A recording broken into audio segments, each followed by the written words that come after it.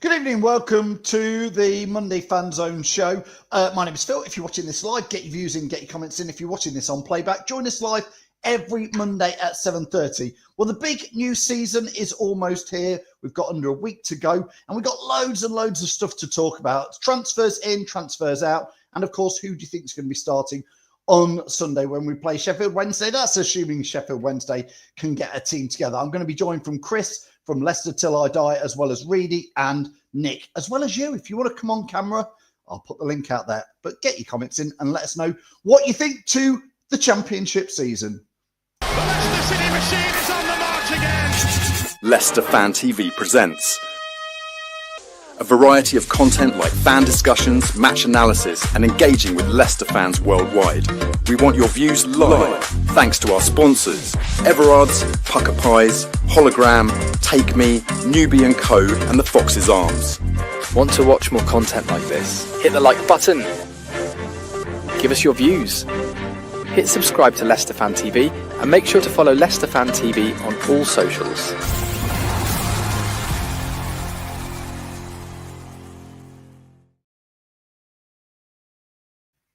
Yes, welcome to the show. I'm just typing away there, and I want you to click on the link. So I'm just putting it in here, click the link here. So I'll share that in there. Thanks everybody who's joined us. Let's get as many views in. Michael says, good evening. Hope you're well, Michael. What do you think to Leicester? What did you think to yesterday's game? Let me know what you thought to it. It looked a decent first half, second half, not too bad.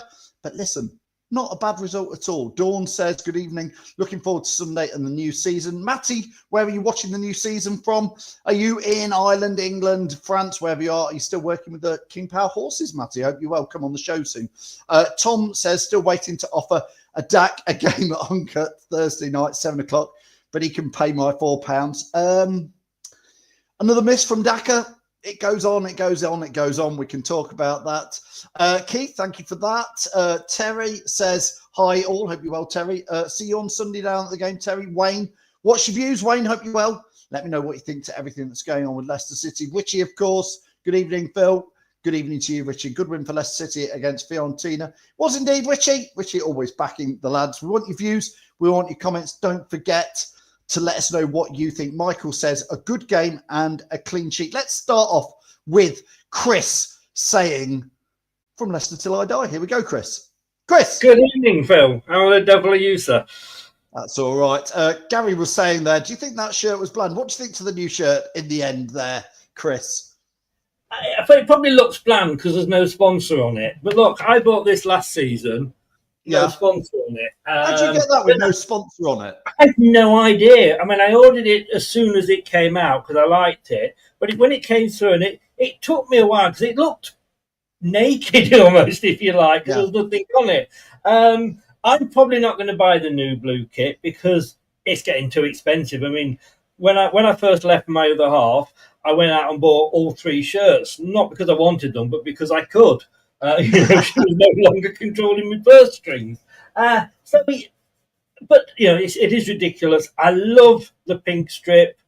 I'm waiting to see because what the second strip's going to look like. It's all right. The blue, it's just the same as every other one, really, isn't it? Well, it's not that dissimilar to the kit I'm wearing here, which is from I don't know when, because I can't even work out what years these things are from now because they're all a bit nondescript, aren't they? Well, I'm going to be embarrassed here. I'm going to embarrass myself because I've got all my shirts hung up in the cupboard, and on each one I've got a little tag hanging on the hanger saying what year and what shirt it is.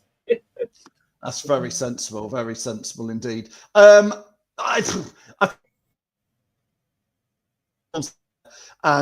so does Tony Smith saying useless.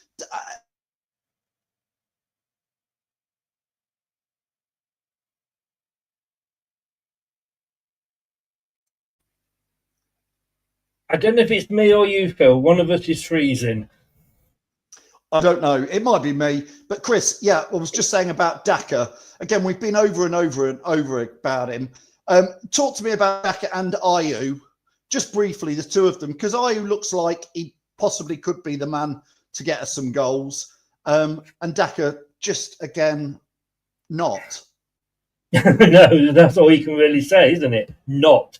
But I said at the start of the season, look, we need another striker. Let's be honest with you. Whether that's going to be Jake Evans or one of the other lads playing up front, I'm not sure. But we do probably need to sign another striker. But in the meantime, I said right from the start that for me, Ayew in that sole striker position, get the ball up to him. He can hold it up, and then when you've got the likes of McAteer, El Kanous, if he's still with us, Fatawu, Monga, McAteer running up, and he's held the ball up for them.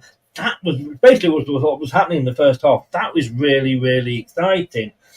Daka, I don't know. I've said everybody's going to get a clean sheet from me now after that last game, even Wout Faes, and people that know me know what I think about Wout Faes. But there's a new manager coming in, and look what happened to Vestergaard when Enzo came in from, zero to hero that season. So everyone's going to get a clean sheet, get a new chance, show they can prove something.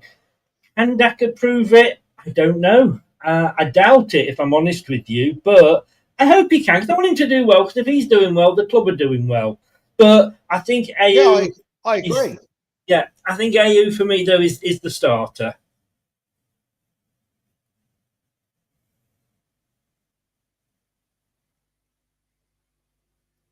And you froze again. I don't know what's going on tonight, Chris. I'm going to get Reedy in and Nick as well to see what's going on. Reedy, I don't know what... We seem to be freezing a little bit between me and Chris. I can't work out if it's me or Chris. But if you can just make sure things flow from your end. I don't know if it's a poor Wi-Fi at my end. Nick, welcome to the show. Yesterday, Nick, was a decent little run out. And perhaps I was a little bit surprised we came away with a 2-0 win. Not during the game, but I thought before the game, this will be our toughest test. And we looked all right, Nick. I was pleasantly pleased. Yeah, I mean, I think Fiorentina are a few weeks behind us in terms of pre-season because their season starts later than ours. But from what I saw, Phil, I was mightily impressed, especially the first half, the pressing side of the game, and there's a bit of Enzo ball thrown in there, but it's not pure Enzo ball from what I could see anyway, where there seems to be more forward passes and kind of a counter-attack system. It was great. Fatawu looked a monster yesterday. I mean, his goal was absolutely fantastic. Mavavidi looked sharp. Okoli looked really good. There was a couple of questionable performances, but I think you can take more positives out of yesterday than you can negatives. Yeah, Reedy, you were actually at the game. I've got to be honest, I wasn't at the game. I was driving back from Whitby. I would listen to BBC Radio Leicester on the radio, and again, the commentary. They to be fair to them, they were quite gushing about us in that first half. Reedy, I've seen the highlights back, and there was definitely the first half seemed like a really decent performance, albeit against what was not their first team.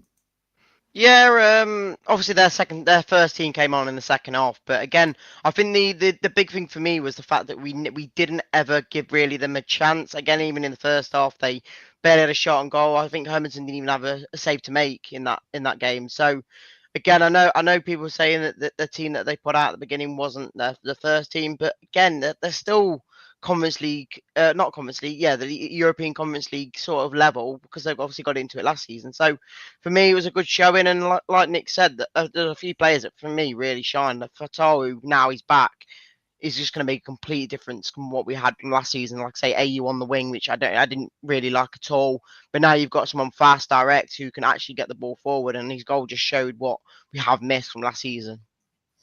Yeah, Chris, I mean, Fatawu, as we all know, in the championship season, became, I would say Fatawu sort of became one of those players who's almost a bit like a cult hero for the fans. He kind of stole the show, certainly in the last 6 or 8 games of the championship season, where everybody was chanting along with him. He was doing all those dance routines, Preston away and all that. But then obviously the Premier League just didn't happen for him, didn't really get much of a run out. And then when he did, he got injured. Fatawu could be like lethal in the championship, more so than he was before, Chris. Yeah, I mean, he was lethal last time. And for me, let's forget goal of the season. We'll just give it to him now. I don't think that's going to be bettered for the rest of the season. But I don't know, like I said, I don't know whether El Canouse is going or not. I hope he stays. But, the three of them on Saturday were devastating. And, you've got McAteer, who we know is a good player. Then you've got the likes of Monga coming through. I mean, if you cannot get excited about this new season as a Leicester fan, I don't think you ever will. I think that's interesting, Chris and Nick. I am as a Leicester fan now. I always think after a relegation, it's hard to get yourself up for the next season. But I think with the appointment of Cifuentes, who honestly I knew very, very little about, but I've listened to quite a lot of his interviews on the radio and in the press, and I really quite like the cut of his jib, as they say. It looks like the bits that annoyed me with Enzo, because I took Enzo's results, Nick, but that he annoyed me in his stubbornness. He annoyed me in the fact that it was quite flat to watch. I think Cifuentes definitely wants to play a more attacking football, but retain the ball and look after it. But I am now, Nick, starting to get really quite excited for this season, because you have to. How are you starting to feel now? Well, me and Reedy walked to the ground together yesterday after I bought him a drink at the pub, and we both, as soon as we got into the vision of. Can I just clarify, Reedy? Can I just clarify? I bet Reedy didn't get his pocket into his hand in his pocket. I offered. I felt sorry for him. He'd had a bus journey and a train journey, for God's sake. So I bought him a Coke. But no, it was just nice being back at the King Power again. And if anything, it highlights just how much you miss it. Do you know when there's not a men's World Cup on or a men's Euros on and stuff like that? Just being back there again, it was great. And I was to say, I was mightily impressed with what I was seeing yesterday, especially the first half. First half was brilliant. I think, like I said, you definitely take positives than more positives than negatives, 100%. Reedy, a couple of points here. Gary Wright, I've just put his comment on there and I'll put it back up there. I want to talk to Reedy about two things. Gary says Vestergaard was very poor. I actually think Vestergaard did all right from obviously listening to it and watching the highlights, but Reedy was there. So, Reedy, two things for you to discuss is Vestergaard, what were your views on him? And the second one is Akoli, his partnership with Akoli. Yeah, Vestergaard for me wasn't that bad. Again, when you see him in a league where he's probably at his best now in the Championship, I don't think he can really do too much wrong. I think this best part of the game, which probably Cifuentes might like most, is obviously his passing ability, which we saw a bit yesterday. But yeah, I think the one out of the two who was the better player against Florentina was Akoli, and I think he should be one of the starters. 100%. He should be one of the starters going into this season. Really, again, he didn't put a foot wrong. I think after last season, the games he did get game time in last season, we thought, why is he not getting more game time? So I don't know what happened there, but for me, yeah, Akoli and Vestergaard weren't that bad. And as much as Phil, you know my opinion on who I think should be starting next to Akoli, I wouldn't be that bothered if Vestergaard was in that lineup against Sheffield Wednesday on next Sunday. To be honest, Phil, I was going to say, to be honest, Vestergaard probably looked poor. Fiorentina didn't test him. Yeah. It was they offered nothing, and yes, okay, granted, their first half side was fairly weak, but they brought on Dzeko and all that loss on the second half. Even then, they really didn't test. If anything, you could tell the difference in that we're ahead in the pre-season compared to what they are. And Chris, sorry, Nick. Chris, no, it's all right. No. I was going to say, that's about it, really. If they're not being tested, you can't really judge too much. So, and Chris, obviously, we're judging the team on where we are literally today on the 4th of August. Hermansen played yesterday, as did El Canouse. They're very, very much being rumoured to be gone. Hermansen, we think we can replace with Stolicic, not too bad, but El Canouse, both would be a miss because both are quality, both are probably Premier League players, and to have both those players still in the team through a Championship season would give us a much better chance than not having those two, Chris. Of course they would. Like you say, they are probably two of the best players. Problem is, because of that, they are already also two of our most sellable players. And in the position we're in possibly with PSR, etc., that might override it. Be interesting to see what Elkanus does. Is he Premier League ready for a big team or not yet? I don't know. The interesting thing with him, though, is somebody said, a West Ham fan who were interested in him said, like, we're better off buying him now when maybe he's 24, 25 million than leave him a couple of years with you and then we've got to come and pay you 60 million. So that's an interesting side to it. But I mean, I was surprised Hermansen started, but he hasn't really seen him in competitive games at the moment. But he didn't really have much to do, did he? Again, it's difficult to judge him because, he must have hoped, why wasn't it like this last season? Yeah. I mean, I slightly guess with Hermansen, if we are looking to sell him, if it sort of might put him out there for 90 minutes for anybody looking, going, look, he's fit, he's just played 90 minutes, didn't have much to do, but he was out there. So, don't be questioning, is he fit and ready? Because he is. He's done pre-season training. He's not played many pre-seasons, but he's done one. So that kind of gets there. I just want to switch it back to Reedy for a second. Reedy, you were at the game and I wasn't. And I think as fans, as Leicester fans, there's been a few years of arguing and moaning. And I think that has to stop now. We have to regroup. Wout Faes, apparently, sections of the crowd were booing him in a pre-season friendly, Reedy. Did you hear that? Am I just reading too much into it? But apparently it happened. And I just think, oh, come on, Leicester fans, for God's sake, it is time to bat the lads now. Even Daka, but booing Faes, Reedy did it. I think there's two ways about it, because when we sing about Faes coming on or does something well or puts a challenge in, we actually say woot, but really sounds like a boo. So there's every chance it could be woot or boo. I'm not too sure. Which was it? You can normally tell. I don't know, because it sounds quite similar, and I'm not trying to do it to try and back him, because I don't think he did much wrong. I don't think he's that bad of a player in this season in the Championship. I think he could do quite well, but I just don't know. I don't know what people want. Again, they boo certain players. They're happy with certain players. Like, say, Vestergaard yesterday. I don't think he put for wrong, but because it is Vestergaard or Faes, they'll have a certain opinion on him. Again, for me, Daka, I know he's not great, but they have opinions on him because of how we've seen them. Like Chris says, I'm gonna give everyone a clean slate, even if it is Faes or a Daka. You just gotta hopefully run with it. You've just got to run with it and hope for the best. Again. Yeah, I agree. I mean, everybody knows. I've said it for 3 years now. Daka's not good enough. I believe that. I've seen it more than enough, but I still want him to score every time he starts. I'll still cheer him. I've laughed at Daka. I genuinely don't think I've ever booed him. But I want him to score. But Chris, you're sat there as Wout Faes, or is it Wout Faes we're talking to? Well, I'm worried if we sell him, I'm going to have to dye this black and pretend to be Hamza Chowdhury, aren't I? Everybody that knows me knows that I can't stand Wout Faes. As far as I'm concerned, he's taken up somebody else's oxygen. If ever he makes a mistake, it's never his fault. He's always like, what happened? You happened, mate. He went through 180 minutes last season, 2 games, one after another, as a centre-back, not physically making a tackle. And I'm sure that's sort of a prerequisite to being a centre-back.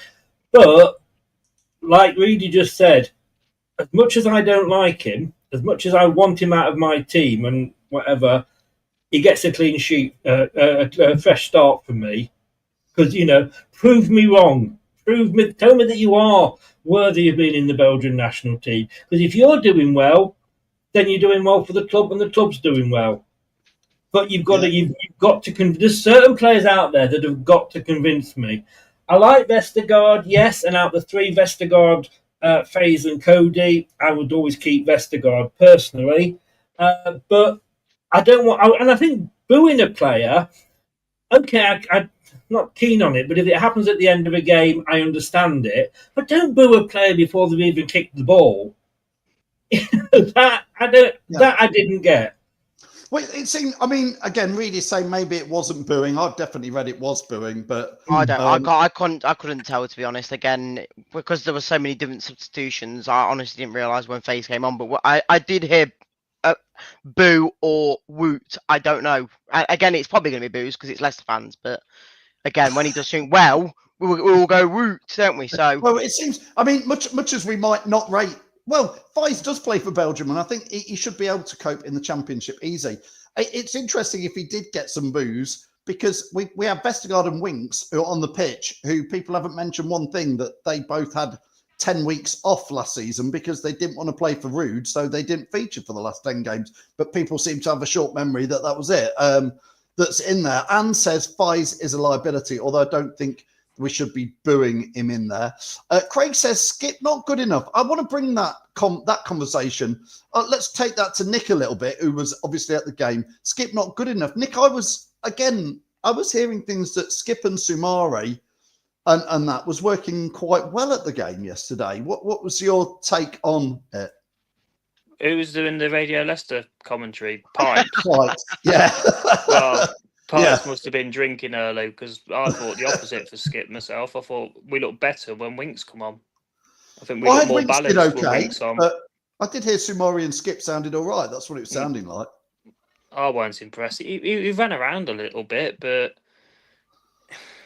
there wasn't a lot there for the performance, mate. But personally, I thought we looked, when Winks come on and took over from Skip, I thought we looked a lot more balanced. And I mean, I think for me, Winks is a bit more of assured of a player. You know, I prefer that.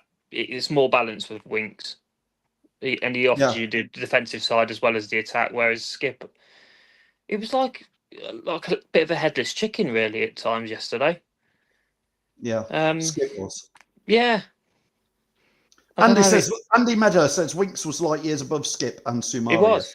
He was. Andy's talking sense there. He was. You could tell the difference as soon as Winks come on to replace Skip. It was much more better in that centre mid. Reedy, and I'll the same question to Chris after, but Reedy, how close do you think the starting 11 was to the Sheffield Wednesday starting 11? I would say it's close, but again, it all depends on now about preference. What fans prefer, what players. Again, I was a bit unsure when I saw Sumari and Skip in there instead of like a Winks and maybe Ricardo, but obviously we now have Ricardo is apparently injured again, which is no shock there. But yeah, I think majority of the team, again, Luke Thomas did well, played for the whole game, didn't get subbed off. I think he played well. Chowdhury, again, I think Cifuentes likes the likes of Chowdhury and right back. Maybe when Ricardo's injured. So yeah, Chowdhury and right back did quite well. And I think majority of the team, again, that front four, if we don't get a new striker in, AU will be that striker, I think. And the three behind him was, what I think most fans would definitely say as the first four anyway. Yeah, Chris, again, how close do you think that team is? Because I only say this, Chris, because there was obviously Mongas featured heavily in the starting 11. And I said to Reedy about a week ago, I said, I don't think Monga's going to be a starter this season, not to start with. I think he's going to come on and maybe have 20, 30 minutes and have impact. But I think the manager's going to go for experience and a bit more seasoned players. So some of the youngsters, the Will Alves didn't get any game time yesterday. Stolicic didn't. Monga got a bit. Chris, what's your take on the starting 11? We're never all going to be happy, are we? Let's be honest with you. And I think it's pretty close. We've got a huge squad if you include the youngsters. So I think AU will start, and I think the three behind him were the obvious starters if El Khanous is still with us. Right back is a worry. I mean, if Ricardo is injured already, why the hell are we still paying his wages? We're paying him to basically lay in bed on the sick bed, all season. He's a great player when he's fit, but how fit is he going to be? If he's injured now and we're not even into the season and he's on 75 odd grand a year, can't we do something with him, buy him out of his contract or something? I hate to say it because I love him as a player, but we just can't rely on him. Chowdhury did very, very well in that role. I've got to say, I was very impressed with I him. thought he was brilliant yesterday in that role. Yeah. Yeah. Well, Chowdhury has had a good full season last year at Sheffield United and did really quite well. I think towards the end of the season, he was moved in and playing as part of a back three, which kind of he'll have to do this in Cifuentes' team as it's quite modular going forward. Yeah. I mean, I've always liked Chowdhury as a squad player. He's matured. He's not as reckless as he used to be. Whether he's actually good enough for the Premier League as a starter, I don't know. We'll have to wait and see. Like I say, new manager and everybody gets this fresh start. Interestingly, and I've recently seen the comments as they're coming up here. Sumari, I don't get Sumari at all. He's supposed to be a box-to-box midfielder. I don't think he can do a box-to-box run in Amazon's, warehouse. Well, I think he can do one box to one box, but then the idea of a box-to-box midfielder is they're back and forth, back and forth. Yeah. He can go one way going forward, he can look like a reasonably good Premier League player. Coming backwards, he looks like a tortoise and uninterested, and people just walk by him. Yeah, I mean, Skip I thought did okay, I've got to say, personally. I like Skip and I like Winks. I was very disappointed with the Cologne game because I wanted to see them play together, and they were awful, to be honest with you. So I think we've got two players there, a bit like Gerrard and Lampard, that, just can't play that well together. And it's always maybe got to be one of those with another. But Hamza, in that second half, the end of the first half, I think it was, he went down, he went in for a tackle, he ended up on the floor, no free kick or anything, and the Fiorentina player carried on. He stood up and he ran back to get back into position and help the defence out. You will never see Sumari run that quickly. No, that's what I mean. He's not the sort of player to get you out of trouble at all there. Keep getting your views in and comments in. Armchair Jockey says, Winks is a luxury, doesn't do enough. It is very interesting reading comments and talking. We've got 4 people on screen here and we don't all agree about the players. That's what the debate is always about. Chowdhury says, Andy, is a little like Robbie Savage. I would agree with you on that. Looks busy but achieving nothing. I wouldn't agree with the second part of that. I think Robbie Savage, did a great job for Leicester in his time, but his job was to run around, look amazing, and just, battle. It wasn't look amazing, it was just cause havoc. That's what it was. Yeah, absolutely. But it was, he almost the way round the way he got stuck in, it was like, wow, hang on, I best...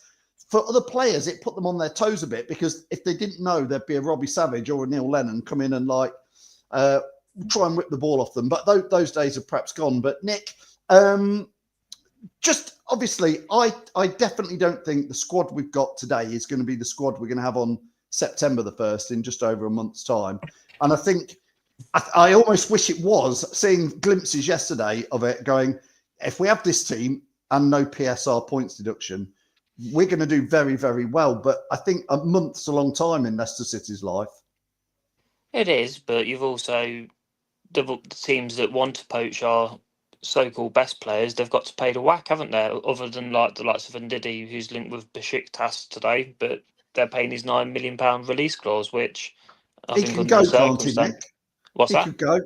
You're happy enough if Ndidi goes for $9 million?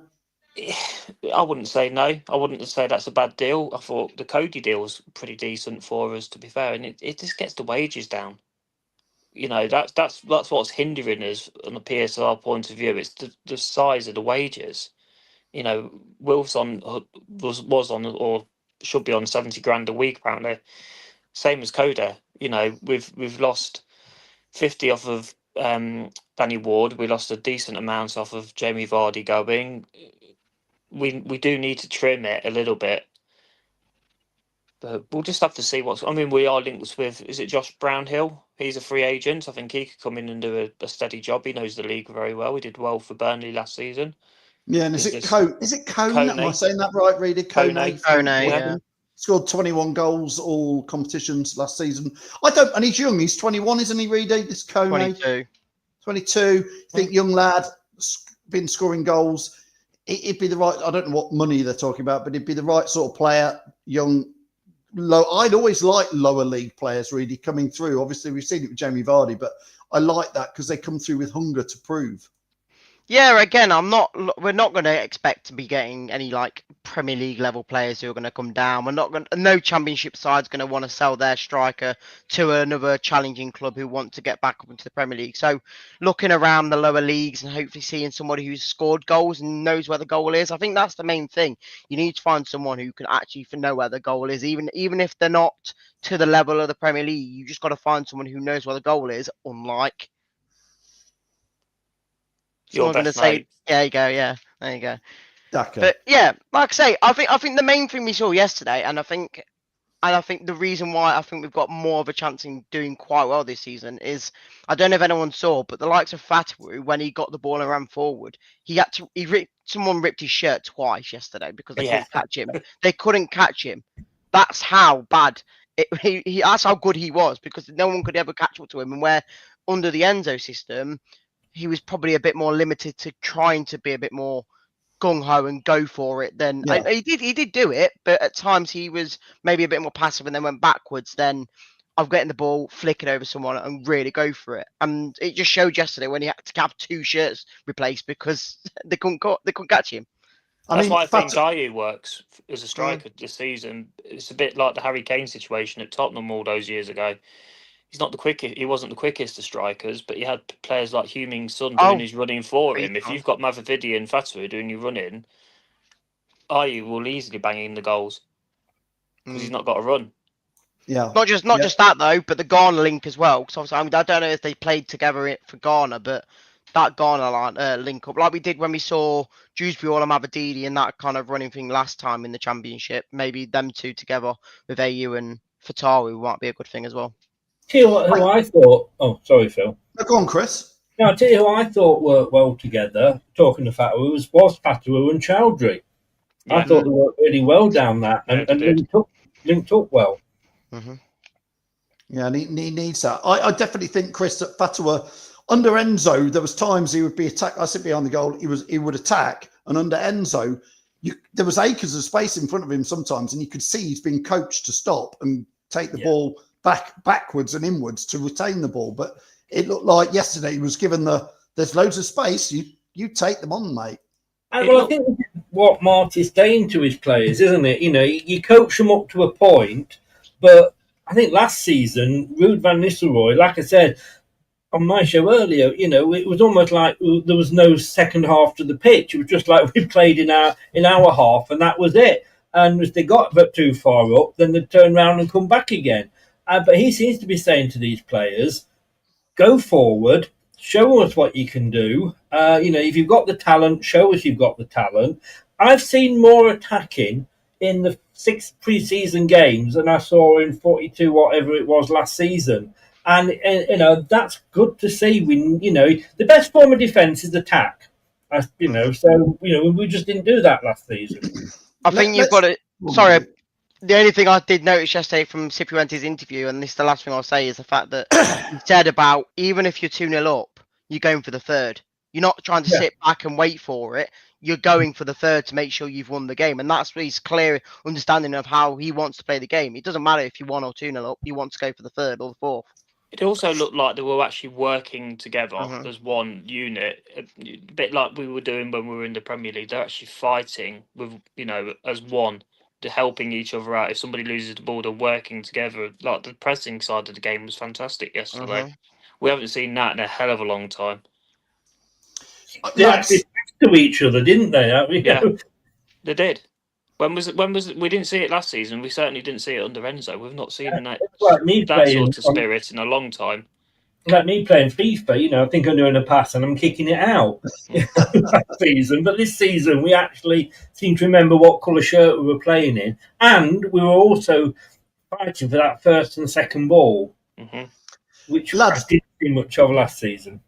Before we wrap up, lads, I'm going to ask each of you just briefly for a score prediction on Sunday. So just get your thinking caps on for that. Before we do that, I just want to make sure everybody who's watching this live or on recorded knows we're running a big competition here on Leicester Fan TV where you can win a season's worth of Pucker Pies, thanks to our pals at Pucker Pie, who help us do some of our bits. So here's a little video I made that explains what the competition is.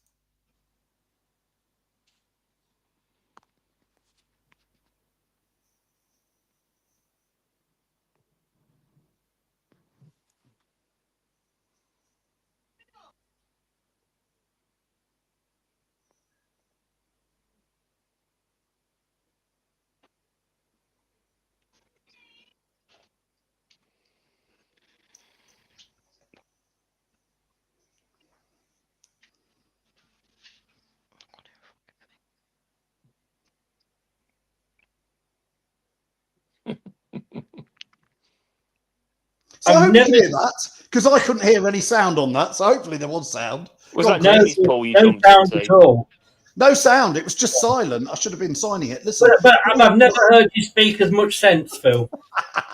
Well, all you have to do is, the competition is, just send us a photo of you in your Leicester shirt, wherever you are on holiday, or wherever you are. Obviously, we know not everybody goes on holiday, but if you can, ping us a photo on holiday, whether it's Skeggy, whether it's Spain, who knows. Even if it's in your hometown with a bit of the sunshine, send us a photo in your shirt. Even better, in your new shirt, if anybody's bought one yet or got one. So do that, and we'll pick one winner by the end of August who's going to win a season's worth of Pucker Pies. So keep your eyes open for that competition. Let's go through. I'll go through it one by one. We'll start with you, Reedy.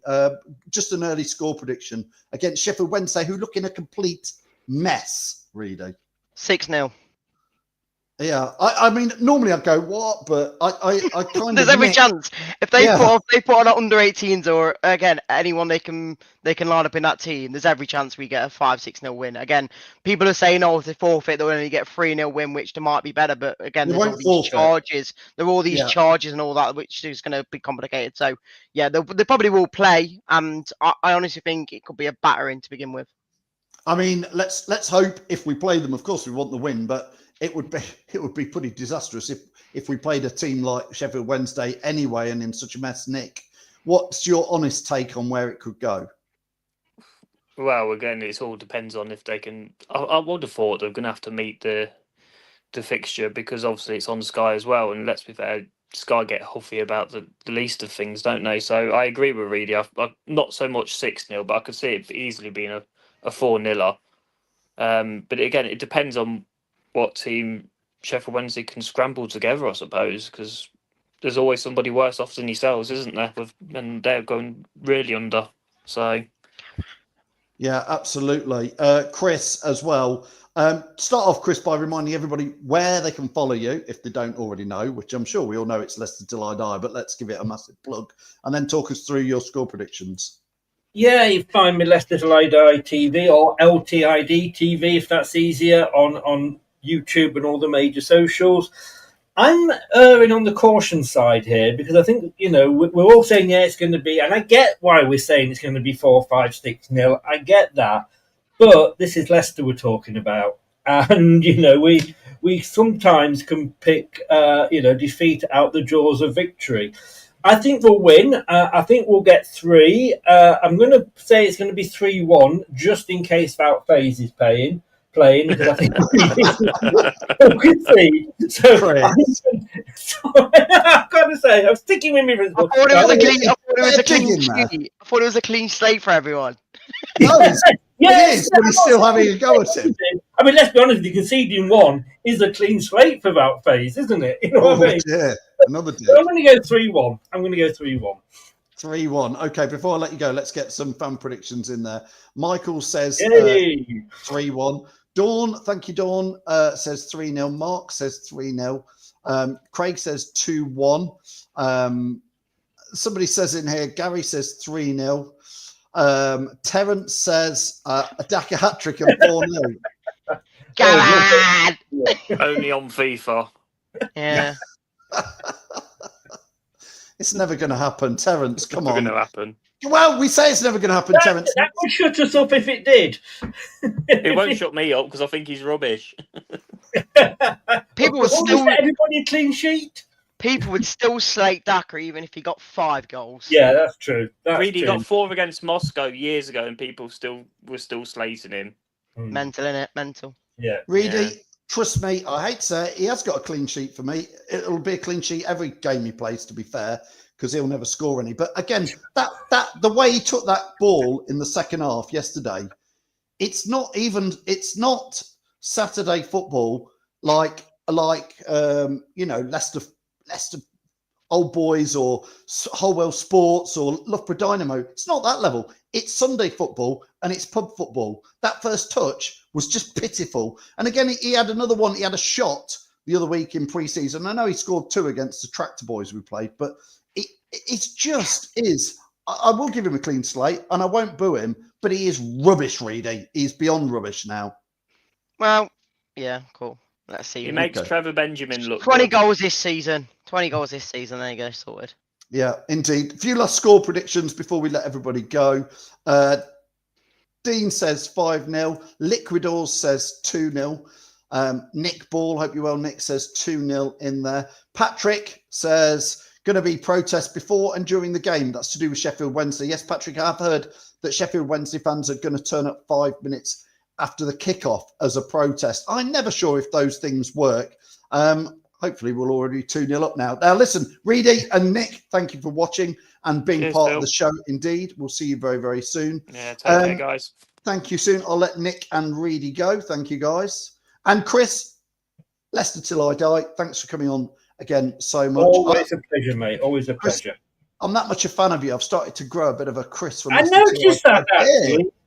Yeah, you did. Made me realise I need a shave. But I noticed you all going for the George Michael look there. I don't know if that's a good thing or George Michael, I'll take that. Yeah. I'll take that. Listen, well, I don't know whether you would or not, but we'll see. Yeah. Cut. Right, Chris. Obviously, everybody go and give Chris a like and a subscribe. Thanks for having me on, mate. Cheers, pal. So I'll let Chris go. Thanks. Let's get a few last final comments in there. Gary says Daka is rubbish. It just is. I don't know what else you want me to say. I'll cheer him, but he is rubbish. Richie goes 4-0 to Leicester. Richie, come on. When we're playing Arsenal away, you go for a 4-0, Richie. When it's Sheffield Wednesday, a team on the cusp of the oblivion, you've gone 4-0 as well. I expected a bigger score, Richie. I'm going to give you 10 seconds, Richie, to have another go at that because I think you could go more than that. Graham is saying 3-1 in there. Daka couldn't find an elephant in a well-lit room. He couldn't hit it, put it that way as well. Keith says, I don't agree with Reedy. Not many people do, but he's going for 7-0. You never know, do you in there? A win, and this is what Ian says, a win will do a start for a season. It really will do us well. Thank you, Richie's come straight back, 7-0. Thanks, Richie. Your 4-0 was below where you normally predict, so thank you very good there. Matt just gets a Bob Hazel in there for no reason. Good player, Bob Hazel. Maybe not his best for Leicester, but he was well worth watching. Mary, hope you well, says going for 10-0. We're all getting carried away. I'll see you next Monday when hopefully it has been a nice, easy win, but you never, ever know. Thanks to Chris from Leicester Till I Die.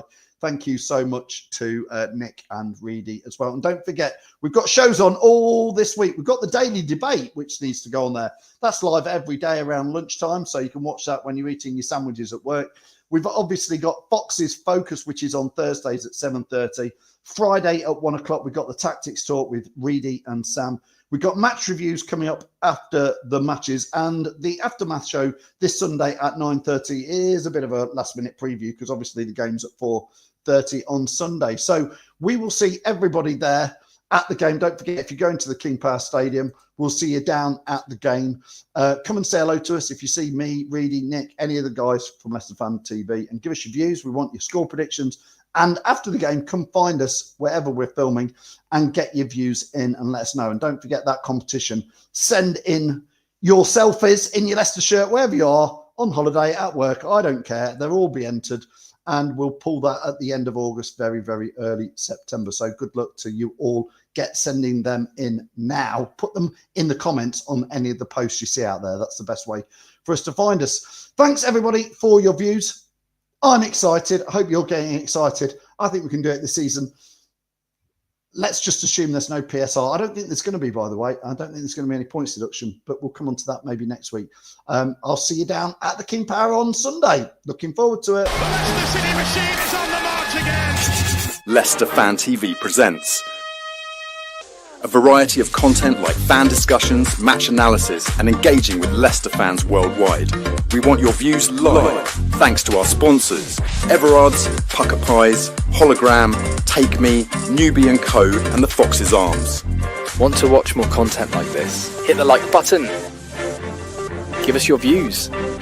Hit subscribe to Leicester Fan TV and make sure to follow Leicester Fan TV on all socials.